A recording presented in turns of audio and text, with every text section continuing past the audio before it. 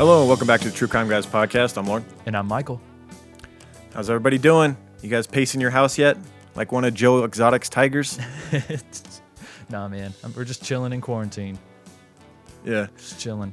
I just asked you before the show if you'd watched the update to Tiger King done by Joel McHale. They let him interview a bunch of people from the documentary, man. It was really entertaining. You got to love Joel McHale. He was just hitting them with the hard questions like, what was his name? Who's the douchebag with the Affliction shirts? Jeff Lowe? Jeff Lowe, yeah. He interviewed Jeff Lowe, and he's like, I just got to know, how many Affliction shirts do you have in your closet? Oh, my God, did he? Jeff Lowe was like, I got like 60, bro. I gotta watch that. Dude, I'll watch that, and then we'll do a response recording to it. Yeah, Patreon. If you haven't heard it yet, we did a 2-hour episode on the Tiger King a couple weeks ago, right when the docuseries came out, pretty much we did that. So if you're into it, go check that out. Yeah, that was a fun time, and the update, you got to definitely check out the update. He interviewed several people from that, and not much was said to defend Joe Exotic. Pretty much all of them were saying they're glad he's behind bars. Well, yeah, now. So. I mean, I don't know. Yeah. It means people work there after getting maimed. You know what I'm saying? I don't know. You got to watch it. There's some things that were said that made Joe look very bad in regards to I know. Animal cruelty and such. Oh, well, fucking human cruelty. Yeah. I mean, he held people not against their will, but I mean, he basically made people rely on him to a point where they couldn't do anything else. Right. Yeah. So, I mean, used their addictions against them. It's funny. He not only kept tigers in cages. Oh, for sure. Wow. Yeah, there was a part where someone told a story about him and a horse, and my wife was there, and my wife loves horses, as you know, and she kind of liked Joe a little bit before that, and now she's like, fuck Joe. Yeah, don't fuck with horses, bro. Right, or just animals in general. Yeah, or animals. Yeah. Dude, so still working. How you liking it? I was telling you before the show. It's the most frustrating part is where I live, is kind of like an escape for people who live in Vegas. It's one of those mountain places you can go up, and it's kind of like a recreational type of area actually. Right. And a small town, and it's a nice change of pace. So everyone's up here camping and riding around and everything, and I get home from work after a long day, and I'm just like, get out of here! I'm like that guy. Quit enjoying my yard, motherfuckers. Yeah, like I'm gonna come out with a stick, like get. It's a closed community. Right. Oh man, yeah, I feel your pain there, dude. Everyone's enjoying your home while you're at work, and there's like, you and 10 other people at work. Feels like. Yeah. No, that sucks, dude. But hey, maybe I'll call you and cheer you up. You know? Yeah, we need to do another one of those spontaneous recordings that we posted up on Patreon. Michael called me, and we just he recorded my phone, me through the phone, and we had a pretty funny conversation people enjoyed. Yeah, I quizzed driving around getting road rage. Yeah, and then I quizzed him on some Elizabethan era slang, criminal slang, rather. Right. So yeah, that was some fun conversation. Yeah, speaking of conversation, we need to get into the show before we get one started on talking too much before the episodes again. That's right. Haven't we learned by now? I know, right? People don't like to hear us talk before the episode. Let's just get right into it. Let's just jump right into it. Let's do it. We got one for the Kansas people. We know you all love us, and this one's for you over in Olathe. Even though the killer's from there. We got a killer from Olathe. Yeah, I guess that's a shout out to you. Yeah. All right, guys, let's do it. See you guys. I mean, not see you, but See you on the other side of this intro. Yeah. How high am I? The Target label is your Best Buy Target. Edwin Hall seen leaving a Target store on Saturday with first-degree murder and aggravated kidnapping in the death of 18-year-old Kelsey Smith. Target is a fun place to shop. He found her shopping at an Overland Park Target store. There is no evidence Hall and Smith knew each other. They offered no motive for this deadly attack. Very happy that we do have the Target cameras. A lot of these stores have good cameras, and I'm very happy about that. The Target label is your Best Buy.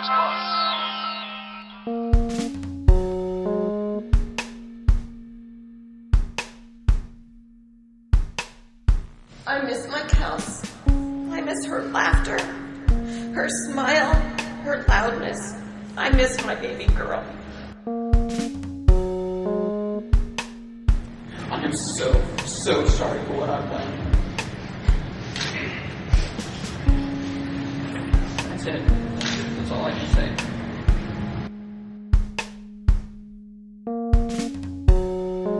People go and live amongst others of his kind in a steel jungle. And they find rather than being the predator, he is now the prey.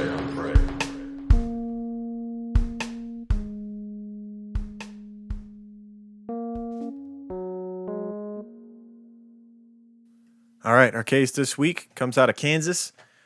I stumbled across this case while perusing YouTube for true crime stuff, as you do. You know, I'm sure all of you guys can relate out there, and gals. Fall into the vortex. Right. Come out on the other side with a few good ideas. Sometimes you don't even go into YouTube thinking that, but then it just recommends all this evil stuff, and you're like, why not? Thank you. I do want to see this. I mean, I do and I don't. You can't look away. It's like a train wreck. Right. Just keep going. So I came across Investigation Discovery ID channel, YouTube page, and they have a series of videos based on hometown stuff. It's called Hometown Homicide, Local Mysteries. And Investigation Discovery. Never heard of it. Right. It's addicting, as we all know. Yeah. Right. If you're into true crime. Their content is great. Even their reenactments, I can't really complain. Right. It's pretty good. Yeah. And so, I came across one that I found interesting for several reasons. First of all, it's in Kansas. It's a neat little package of a story all wrapped into one, and something good came out of it in the end as far as a new law that was enacted that's now in most states. More than half the states are using this law in regards to cell phone records and whatnot to help people that were recently abducted or taken to try and track them down. It basically pushes the cell phone companies to be quicker in giving over records, but we'll get into all that. Right. But yeah, very fascinating case. What do you think about it? It's also got some surveillance footage, which is always good to explain over the radio for whatever reason or over a podcast. Yeah, people like to really dissect it, right? Yeah. And just tell people what they're looking at. Yeah, very creepy footage from Target, one of my favorite stores. Dude, we talked about this, dude. All surveillance footage is creepy. Right. It's the angle, it's the unsuspecting, it's the candid person, because people do creepy shit when they think nobody's watching. Yeah. Especially when they're in the process of doing real creepy shit. Yeah, and in this one in particular, the investigator in Kansas that worked this case described it perfectly in that the killer in this was basically stalking his prey through Target, and she was completely unsuspecting. She had no idea he was there. And that to me was also what captured me about this. It was just so eerie watching him following her around the store from a distance, to where she didn't know, and next thing you know, she's gone. This is one of the most primal killings, right? I think we've done. Seriously, it really is. I mean, or some people might call it ritualistic or whatever, but it's very barbaric. Yeah. In the way that it was done, in the opportunistic nature of it. Yeah. It wasn't really planned. It was just like, oh, prey, someone weak, I can take. As them. a parent, right? This is one of the scarier ones because it's just it really is a hometown thing, and it was just so random, and there's just so many things about it just make you feel like this is the kind of thing this is what you worry about when your daughter leaves the house or whatever, is like this type of. But at the same time, this is what aside from just being alert and aware of your surroundings, you really can't prepare for this. No, especially not as a parent. Right. You can stress to your children and you can scare the shit out of them, but people get distracted. Yep. That's just the reality of it. Yep. People get unfocused. Their heads are somewhere else. Life is stressful, and your guard's going to come down at some point in time. Exactly. All right, this story, let's dive into it. It originated in Overland Park, Kansas, which is Kansas' second largest city, about 10 minutes from Kansas City. It's like people give a lot of shit to certain people who said that Kansas City was in Kansas, but really it's right there on the border. I know it's something the president should probably know. I'm not going to defend Donald Trump, but at the same time, you can kind of understand how it happened. It's right there on the border of Missouri and Kansas City. I always thought Kansas. I thought that the city was kind of split. Is it? It seems like it, right? It seems like parts of Kansas City are in Kansas, right? Let us know, people. Yeah, let us know for sure. But I'm pretty sure when I look at a map. The last time I looked at the map, I remember thinking that part of it is in Kansas. Like if you're in western Kansas City, you're actually in Kansas, it looks like. Yeah. And then if you're in eastern, then you're not in Kansas anymore. Right. And you're miserable. Yeah, so this story takes place in Overland Park in 2007. That's another thing that kind of struck a chord with me too, is that she would have been right about my age and your age as well. Yeah. Actually, she graduated right around the same time as us. She graduated a year after me, so I'm just like a year older than she would have been. Yep. She had just graduated in 2007. Her name's Kelsey Smith. She was 18 years old. She graduated from Shawnee Mission West High School in Overland Park, Kansas. Looks like a beautiful town, really. Did you like a lot of footage from this in the yes, ID? It really did. I mean, it's about 200,000 people, I believe, which is a big town. I mean, it's still that's a city, pretty much. Yeah. And it's also really close to Kansas City too. So right, 10 minutes from Kansas City, I think it is. Yeah. So, yeah, it's a booming town, but it's also, to me, it seemed like it had a small town feel, though, or maybe the town was kind of divided up into sections. You know what I'm saying? Like different areas kind of had their own neighborhoods, but it felt small town. It felt like people knew people and people trusted each other for the most part. Right. I mean, and this... Yeah, that's what was another part about this that was just so shocking. It was just like this stuff that doesn't happen here. You know, like the local reporter was talking about it. Yeah. But I feel like every small town thinks that, man. Especially something so primal as this. A killing is this. Yeah, every small town has that one murder, you know. Yeah. Where it's everybody talks about it forever. Yep. Like, how did this happen? Yep. But there's bad seeds everywhere. You know, that's the scary part about life. Yes, there are. So she was set. She had just graduated from Shawnee Mission West High School, and she was set to start college at K-State, where she was going to play clarinet in the marching band. Kind of cool. Makes her even more likable, you know. She's like a band chick. Yeah, dude. Band people are always nice. Right. I feel like they always were. All my no friends bullies that were in the band. Band wasn't for me because they didn't have guitar. So I was like, guys, if you want to get girls, like guitar, not what are you doing with this fucking tuba, bro? Ditch this thing, get some strings. No, right. I mean, you know, different priorities then. But the band kids were always cool, though, in my opinion. Yeah, it's kind of hard to look sexy with a big tuba blocking the view. It's, you know, it's just one of those things, man. It's yeah. The tuba guy usually doesn't get laid. I mean, it's a sad part of life. Maybe not first, you know. I would say in the marching band, you got the drum line. Those dudes are pretty cool. Maybe trumpet players or no saxophone, bro. Saxophones. If you got sweet saxophone, man. If you can play that, dude. If you got to play a horn, the panties are dropping. Exactly. If you got to play a horn, you might as well get the sax. Come on, bro. Right.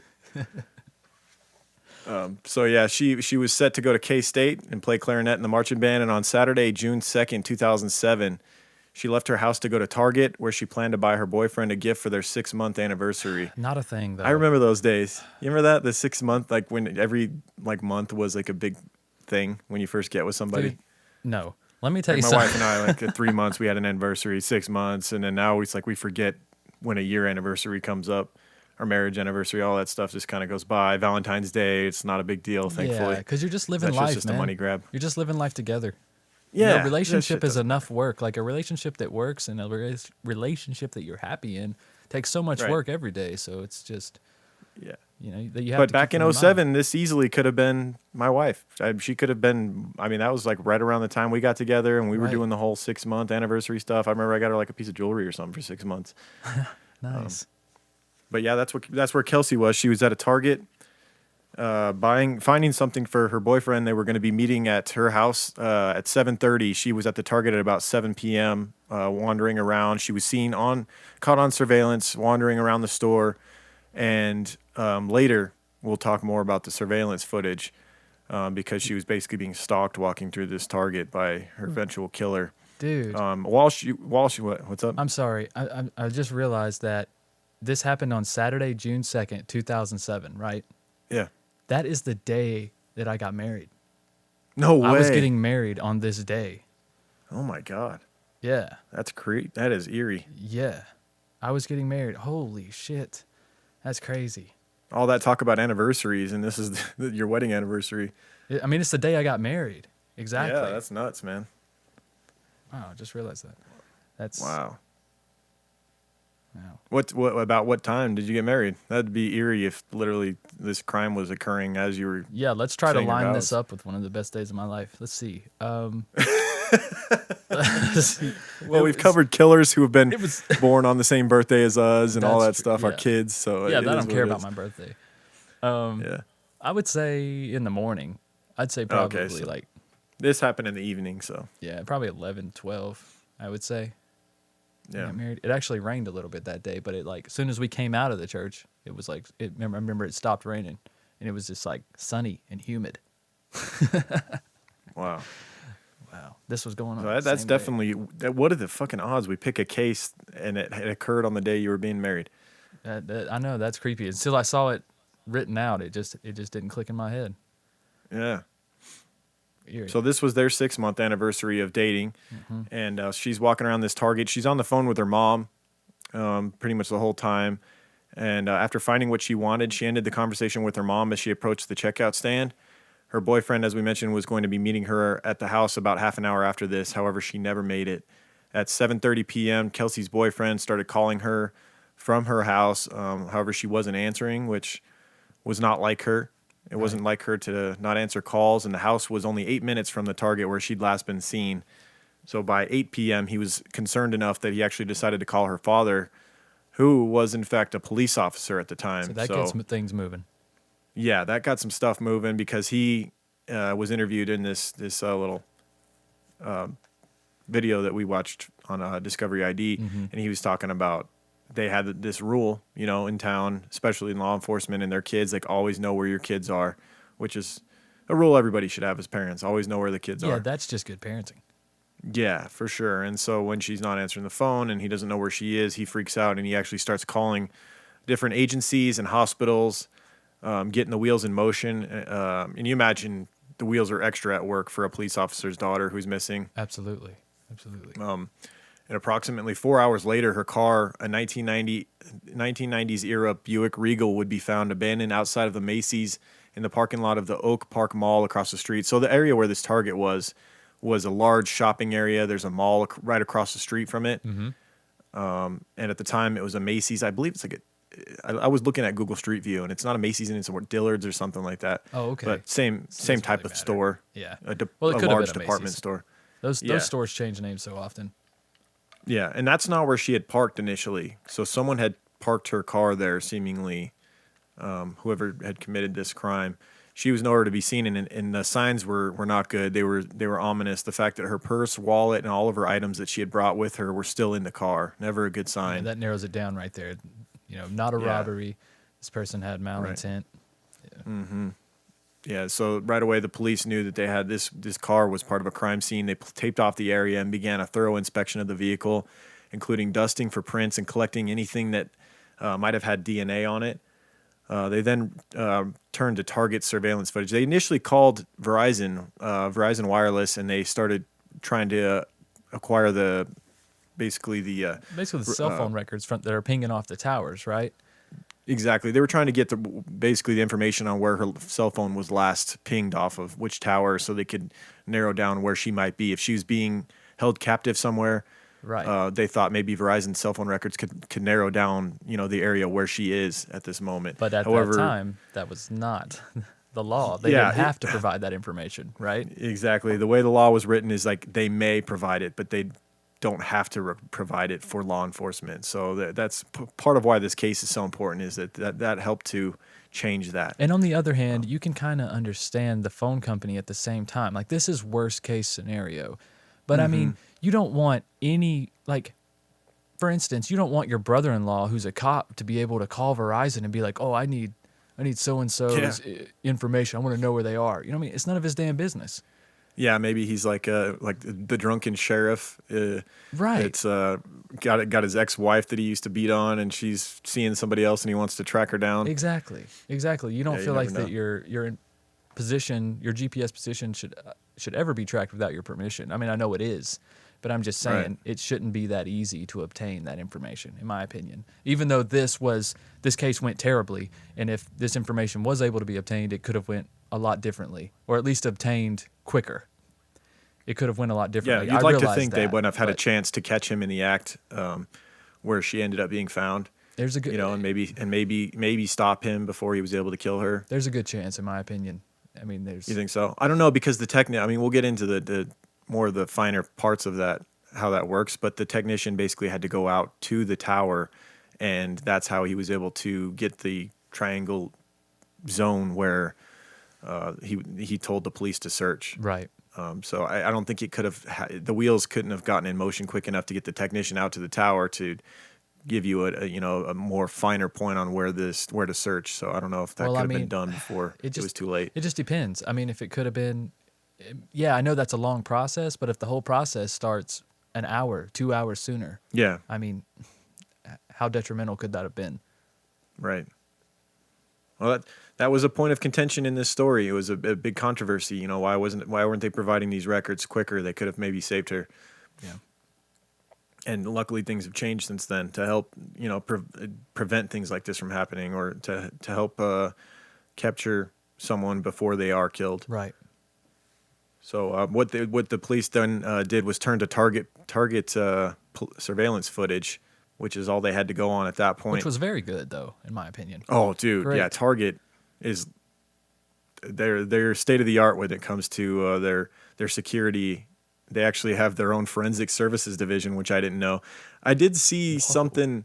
I was watching some police show, and they caught someone who was shoplifting from Target, and the person was brought back, and they have like this security layer back inside Target that no one knows. Like apparently, we're just wandering around Target, and we have no idea this is back there. But they have like this lockdown room with a safe and like bulletproof glass, all this crazy shit back there. At least at nice. the Target I was watching. Dude, anyways. I think all big chain stores have those, though. Like Walmart's have them, too. And then, they also have those secret shoppers and shit that are walking around. Yeah.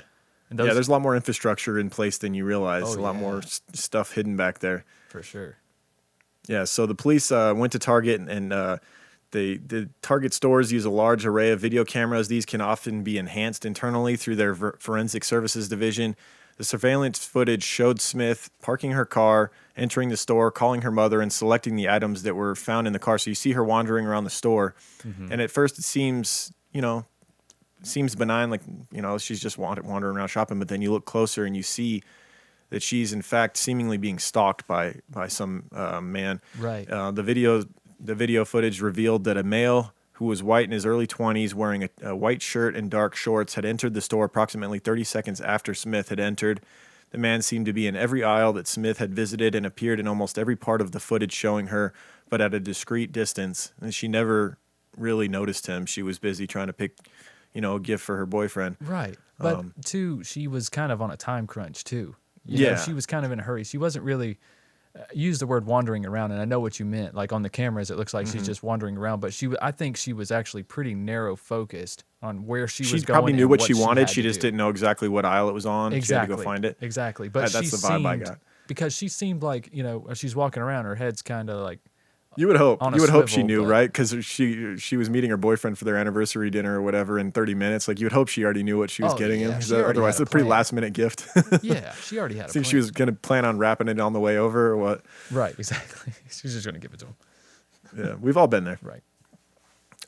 So the video footage showed, despite frequently looking at Smith or in her direction, the man made no effort to talk to her or to approach her in the store, but just left as she went. So he took off before she left. She went to the cashier to pay for her items, and he was seen leaving the store at that point. Yeah.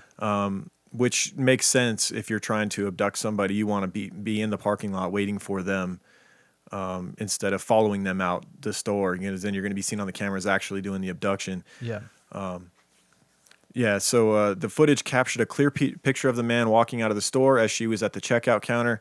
In the parking lot, surveillance footage appeared to show someone forcing Smith into a car. And you couldn't see it at first because it happened so fast, but the video did not show anything unusual, but when it was slowed down, it revealed a flash in the direction of Smith and her car, consistent with someone running when the camera was placed at a distance. So he had gone to his truck, gotten his handgun, and as she went to her car, he had forced her into her car. The outside footage showed a suspicious 1970s era Chevy truck leaving the lot, which was also found to have entered the lot just before Smith had. Now, did he drive away, or did he force her to drive away? I would think that he had driven. I don't know. That's something we may never know. Okay, I didn't know who if was he found driving that either. I couldn't really tell.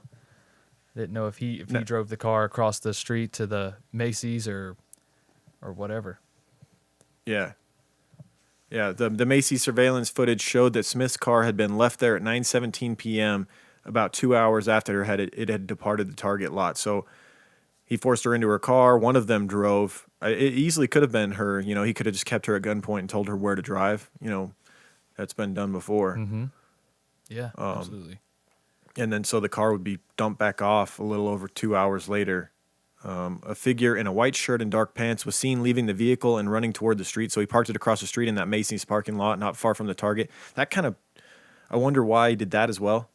You know, maybe. Well, when was the truck? That's what's not clear to me. When was the truck driven away? Was it after the car had been dropped off?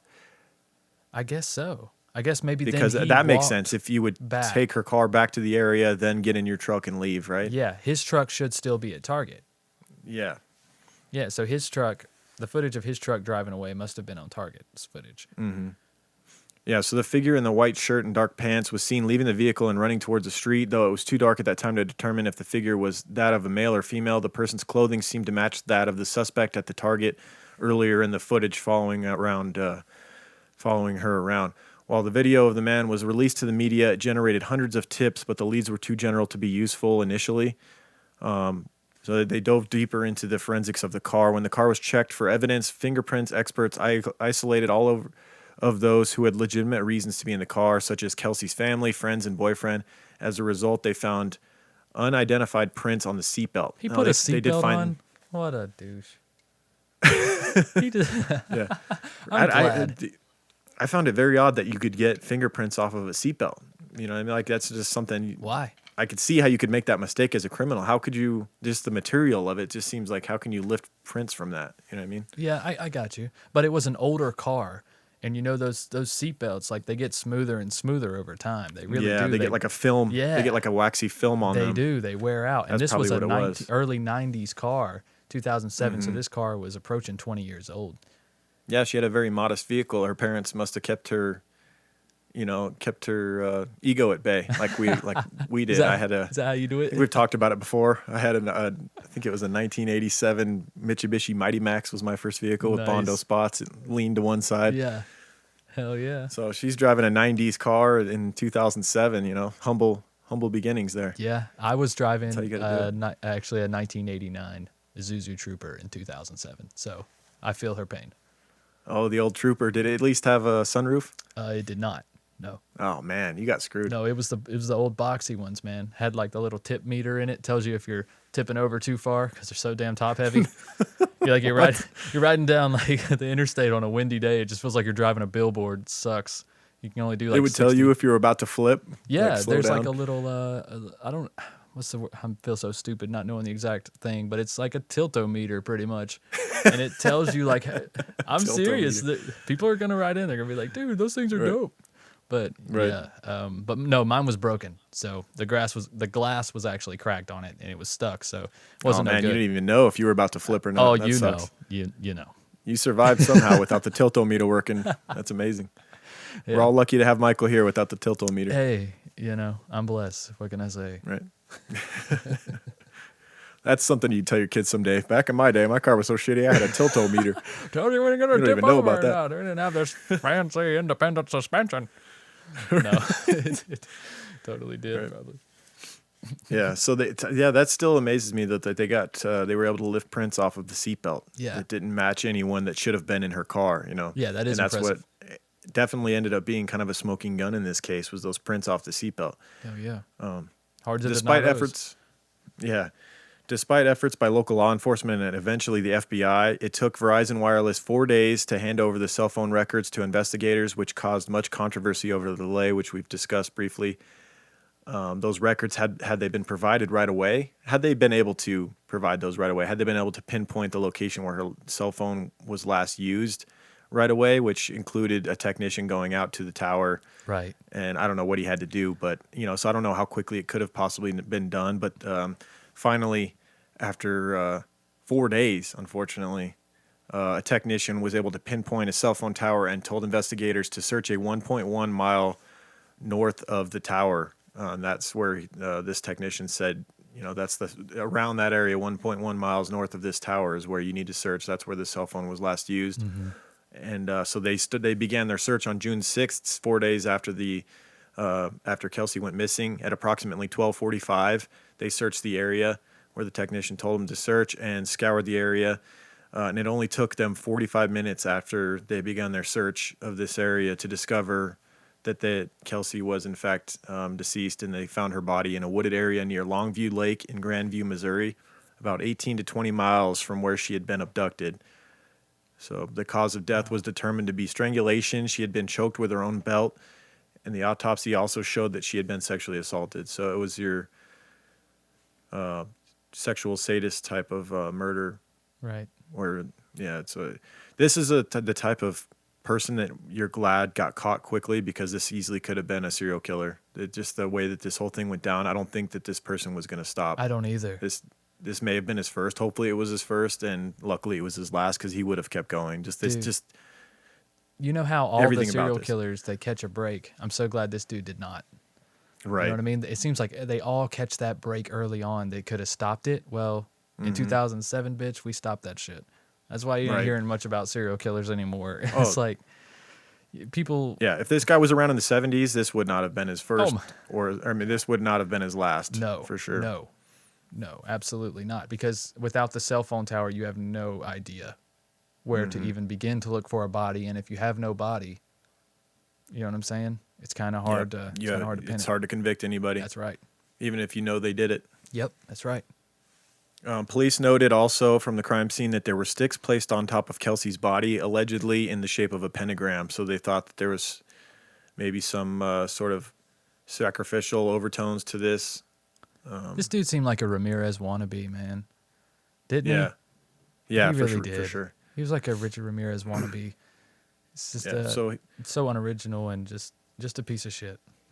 Yeah, and luckily he would be captured so quickly. The same day that they found Kelsey's body on June 6, 2007, a man who had seen the footage recognized the subject as his neighbor and called in a tip. So they plastered the very clean images in Target of him walking around following her.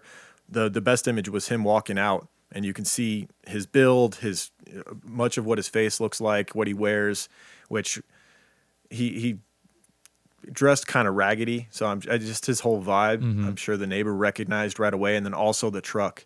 What was kind of interesting that was brought up in the ID special on this was that he had been at work when they plastered all these images, and actually one of his coworkers later told how they were in the break room when this came on. Classic story, right? The break room footage. And the buddy was like, one of his coworkers was like, "Isn't that your truck?" Because they showed the truck leaving the parking lot. And it was a very recognizable. It was a classic Chevy, that was just kind of hard to not recognize. Right, and his truck was parked outside the window from where they were looking. Right, so they're looking out the window at the truck. They're looking at the screen of the images of the truck, and they're like, "Yeah, that looks a lot like your truck, bro." I could just see his coworker sitting there with a sandwich in his hand. Hey, ain't that your truck? I always knew Edwin was a fucking serial killer. I knew it. I told you. Hey, Roy, you owe me $20. Some weird about that guy. Some weird about that guy. Right. I don't know. So he actually, them bringing that up and talking about it made him so nervous that he acted ill and told his boss that he had to leave early. Dude, if that's not a dead giveaway. Right, seriously.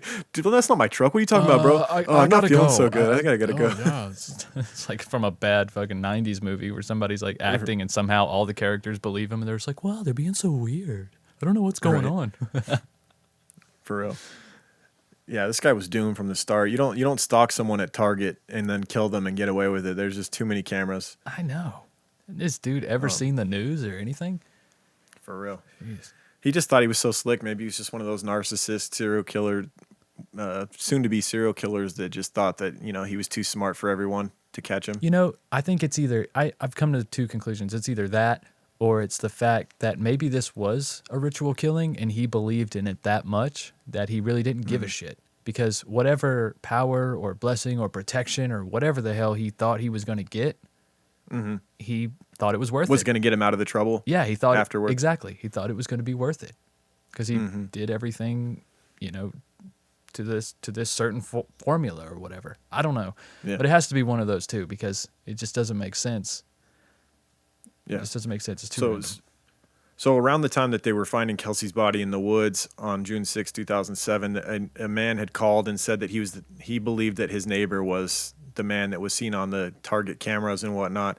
His neighbor was a man by the name of Edwin Roy Jack Hall of Olathe, Kansas. Olathe. He was 26 years old and the neighbor of this man, and so the police responded quickly after looking him up, seeing that he owned a truck that was similar to the images and whatnot, and they believe this is their guy. They went and picked him up at his home. He was supposedly getting ready for a vacation. He was packing up his belongings after his coworkers had scared the shit out of him. I'm sure he ran home and it's like, we got to get out of town. Man, I wonder how long they had that vacation planned. Just out of curiosity. Right. Where are you guys going? How long you been planning this? Yeah.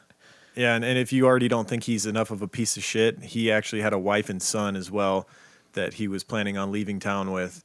And so, the family life wasn't enough for him. He still had these demons that he had to go out and exercise. And apparently he'd been wandering around that whole shopping area, the mall and the Target and everything, walking up randomly to women that day and saying weird pickup lines to them and whatnot and getting shot down. And eventually he found one that fit what he wanted, I suppose, in Kelsey, and acted on it. He would be charged on June 7th with premeditated first-degree murder and aggravated kidnapping. He had no adult criminal record, but had a juvenile record of assault. He had a checkered past. Yeah, he tried to cut his sister with a knife when he was 16. Yeah. I don't know. Yeah, exactly. It's hard to tell with things like that, man, because with siblings, sometimes sibling shit gets real, and it's like... Oh, my God. Some of the stuff I witnessed from I was an only child, but I had... some of my best friends were had brothers, and damn, some of the stuff I witnessed. Yeah. Like, I witnessed my best friend, his older brother, pick him up upside down, like held him upside down and pile drived him onto his head. Like, it had to have for sure, like, compacted his discs in his neck and everything. It was like full on, like, almost witnessed a murder on that one. Like, dropped him on his head with all of his weight. Dude, siblings are insane, ruthless, man. And then another time, I was buddies with these two kids, and they were brothers, and I've seen them hit each other with hockey sticks. The younger brother chased his older brother around the house with a knife and like stabbed it through the door as his brother slammed the door on him. See what I'm saying, dude? That could have easily been the same thing. And those guys, as far as I know, aren't serial killers. That would be on your record, right? They're not killers now. But yeah, I mean, that's pretty much what he did. He just, did it in a different time, I guess. Mm-hmm. Yeah. So he had been adopted. Hall had been adopted at the age of 7 and had been returned to state custody at age 15 after the incident you talked about, where he threatened the family's daughter that abducted him or that had adopted him. Yeah. He threatened her with a knife, so he was put back into state custody. He also assaulted another it's okay. boy. We don't want him anymore. Yeah. That was he lasted 8 years. 8 years before threatening somebody with a knife. That's a pretty good run. They adopted a boy at age 7. Man, they're the real heroes. Yeah, for real. Yeah. All of you out there that adopt young children and give them good lives. Seriously, that's definitely not spoken about enough. It's really not. That's a tough thing to do, man. Any kids that aren't babies, infants, or toddlers, when they start getting that older, who knows what kind of trauma they've suffered in their past? For real. He also had assaulted another boy by striking him in the head with a baseball bat. So a very violent young man early on. And it continued. He was still displaying some disturbing behavior on his MySpace page. Did you have a MySpace back in the day? Oh, of course. Right. You know what? MySpace had some cool shit about it. Like, you really could customize your own page and all that stuff. The song, man. The song. Yeah, have a song play as soon as you go to the page. Even though everybody muted it, but you still got your song. Yeah. Well, on his MySpace page, which he customized, he described his interests as eating small children and torturing animals. Jesus Christ. Yeah, man. I mean, the internet. I knew people who would say stuff like that just to be funny or whatever, but with his past and what he ends up doing later, Well, look at that dude that did that shit on the Don't Fuck with Cats documentary. Oh, yeah. People fucking chased his ass down. Made his life hell, and he was just fucking around. That shit ain't funny, man. Well, also, he had actually posted videos of actually doing the things he was talking about. So yeah, I mean, they weren't him in the videos, but he posted them, right? True. Yeah. He posted them, yeah. Yeah. But this guy wouldn't be above that in this day and age. Like, this is the type of person who probably would do that. He would share the video. You know what I'm saying? Mm-hmm. So at the time of Edwin Hall's arrest, he was married, as we mentioned, and the father of a 4-year-old son. In his basement, they found something that would help to tie together with the sticks on Kelsey's body in the shape of a pentagram. They found an eerie Celtic shrine in his basement that led them to believe that the killing may have had some sort of a sacrificial element to it. This led investigators to speculate more on that he had been performing some sort of a sacrifice during the murder of Kelsey. I'm not so sure I buy it. I buy that. I think this was a sexual crime that he had, like many of the serial killers we've covered, and then also he just wanted that. He had that stupid bad boy image thing where he wanted to be scared, people to be afraid of him. You know what I mean? Right. And I think also what we're seeing here is a escalating case of violence, or escalating cases of violence throughout his life. If we know about this knife thing and this baseball bat thing, there's probably countless other things that he did that we don't know about. You know what I mean? I think he was, like you said, I don't think any of the religious shit, I think that's all for the news. I think that's all bullshit. I think this dude was just getting further and further, and he was like, I wonder what it would be like to kill somebody. I think he escalated to that point. I think that's what we. And there was no turning back after he did it. We're just, like we said, so happy that he got caught. Yeah. Basically, the 3 days later after committing the crime, 4 days. Yeah. So Hall would end up admitting to being at Target, but claimed he had never approached Smith. However, he was caught in a lie when his fingerprints matched those from the seatbelt. So, as we mentioned, the smoking gun being the seatbelt fingerprint. Realizing that he had little to no chance at winning at trial after faced with the evidence, on July 23rd, as part of a plea agreement, he pleaded guilty to all 4 charges and confessed his crimes to detectives. His plea deal came as what was supposed to be a change of venue hearing. The courtroom was jammed with Smith's parents and other family members, friends, and reporters. The hearing was carried out live over all 4 of Kansas City's television network affiliates. It's believed that Hall spotted Smith driving. So he described the killing to the investigators and said that he had spotted her driving to the Target parking lot after he had arrived. He noticed that she was alone and thus began following her in the store to assure that she was not meeting anyone. Mm-hmm. When he saw her about to leave, he went to his truck, retrieved his gun. He waited until she was most vulnerable when she was getting ready to leave. That is kind of like the moment, right, that I think women especially need to be aware of. I'm sure they already are, most of you guys, but when you're loading up stuff in the parking lot, that seems like where most attacks happen. You know what I mean? It is. It's when you're especially vulnerable, if you're distracted. Yeah. Yeah, if you're alone. When you're loading up groceries or, your items for Target or whatever, and your back's turned. Yeah. And you're totally vulnerable. Well, something else he said, and they mentioned it in the investigation discovery doc, he talked about how he picked her because when he first saw her, he thought she was 12.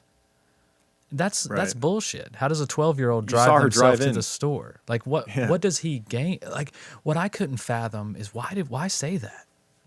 Why? I think he liked the image of being evil, hence the Celtic shrine, the sticks in the shape of a pentagram. Maybe he wanted there to be more about him than there was. I don't know. I mean, you're going to prison, and then you want to make a statement like that.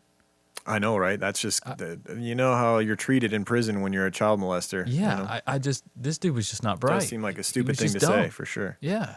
Like you said, I think he's just trying to give off this appearance of being this evil, sadistic person. And that's just not who he really was. And he was just not smart and easily manipulated, it sounds like. Yeah. He told investigators that he took her 20 miles away to the Missouri woods where he sexually assaulted and strangled her, which, coupled with the evidence made sense. The hearing came a day after the judge ruled that prosecutors could seek the death penalty for Hall after a judge had denied a defense motion seeking dismissal of the case on a technicality. And on September 16th, Hall would be sentenced to life in prison without parole for the kidnapping, rape, and murder. In court, he ended up apologizing to the Smiths family for his actions. He's currently incarcerated at Hutchinson, Kansas Correctional Facility. But the good thing that came out of this, we talked about with the phone records, is the Kelsey Smith Act, named after the victim in this story. Mm-hmm. And they're still pushing this, her parents are. Yeah, and it needs to be enacted in all 50 states, I think. It really does. It's a good thing. It does. Some believe that Verizon Wireless was reluctant to locate or ping the cell phone because of privacy laws governing such actions. At the time, cell phone services providers would generally comply upon the request of the subscriber, but not for anyone else, including that of law enforcement authorities, unless the court order was issued, which takes time. I get it, like you said, on both sides. I kind of understand the privacy part. Like, because it's a slippery slope once you allow law enforcement to use these. That's right. Like, there needs to be very hard lines on when it can be used. It can't just be like they call up at any time and they can get access to where you're at. You know what I mean? Right. And that sucks. If they caught you with a joint a week ago and they want to track where you are or whatever, like that. Right. Exactly. The law says that they have to be in danger, or at least in implied danger of some sort, like that case, like where her pocketbook is still there, her wallet's still there. It's like, okay, they came for her. Like, this is obvious. Yeah. But so the creation of the Kelsey Smith Act is a law that it states in essence that cell phone companies can ping a phone if authorities determine that the subscriber is in danger. That's the key right there. Yep. If they are in active danger. Most U.S. states have passed the law, and the Congress is debating federalizing it. In at least one instance, the law was acted upon in February 2015 in Kansas as well. In Lenexa, Kansas, not far from where Smith had grown up, a man stole a car unaware of a 5-month-old infant inside. While in flight, he also ran down a pedestrian in a hit and run. Damn. The police found the car a half hour later at a convenience store after having pinged the baby's mother's cell phone, which was still in the purse in the front seat. The driver escaped and as of 2015 was still at large. It's believed that once he realized there was a baby inside, he decided to ditch the car. But this Kelsey Smith Act helped to locate that car right away and save the baby from, who knows what could have happened.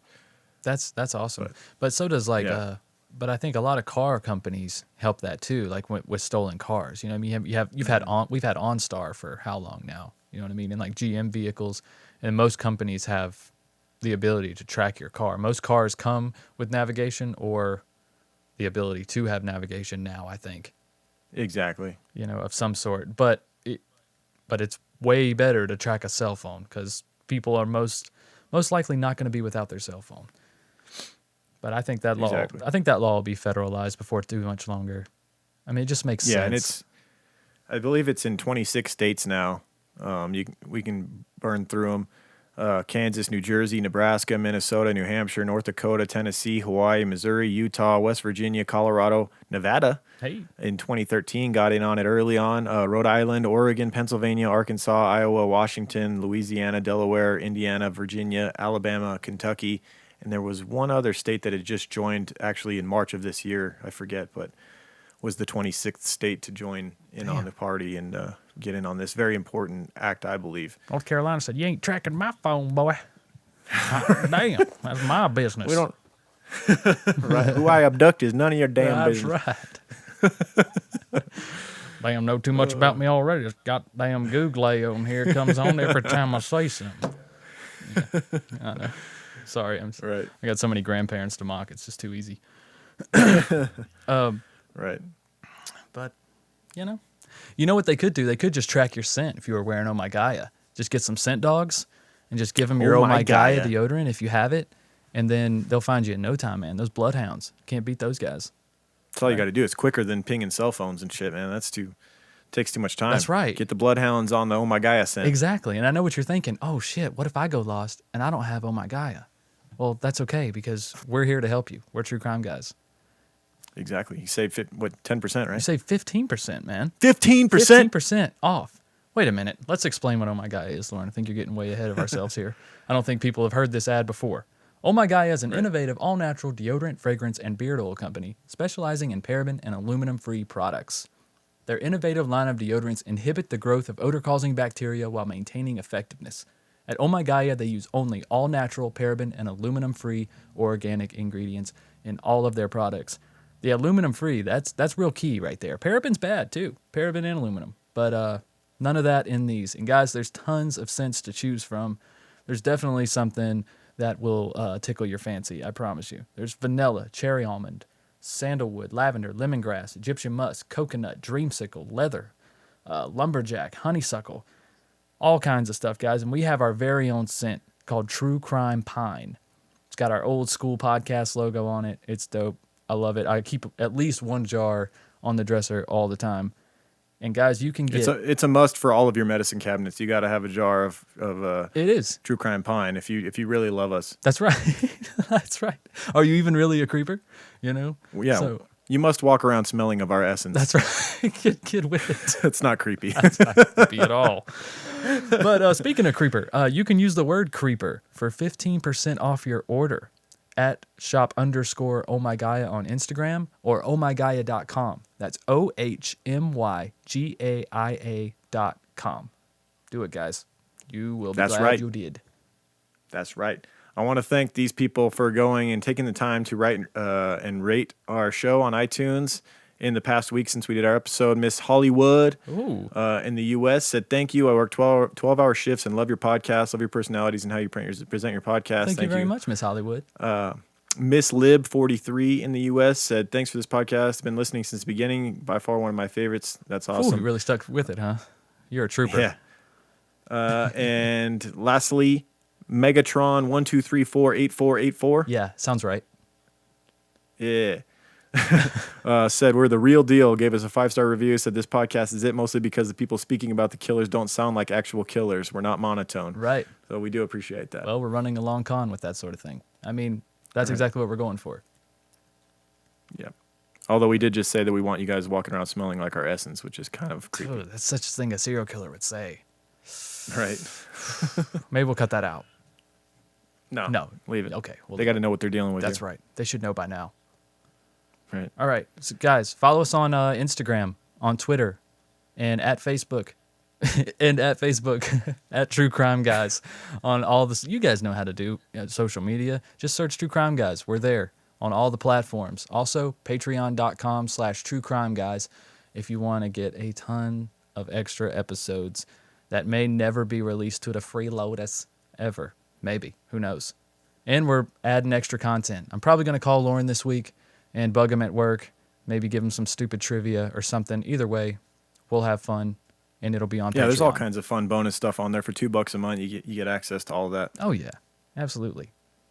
Higher thoughts. You know what? I haven't done this in a while, but I want to give some shout outs to people who have also gone and donated for stickers. Yeah, let's do that. Not the gold sticker donors on Patreon. There's $5 that gets you a gold sticker, but you can also just donate for stickers. I think we still have the link. We do on our website, right? Yep, truecrimeguys.com. Yeah, truecrimeguys.com. If you go and donate a few bucks, I send you stickers. Mm-hmm. And so these people, I used to do this all the time, but these people, I want to say thanks to Dina in Garfield Heights, Ohio. Nice. Donated a while ago. Let's see, we got Brittany in Arkansas. Okay. AR is Arkansas, right? That's Bryant's right. Arkansas. Yeah. Okay. We got William in Illinois. Nice. Said, love the show. Great work, blah, blah, blah. Thank you, William. It's Dana Fry. Oh, Dana Fry. Is how it's pronounced. So gotcha. That person specifically wanted a shout out for that with their full name. So there you go, Dana Fry. All right. And thanks, Dana Fry.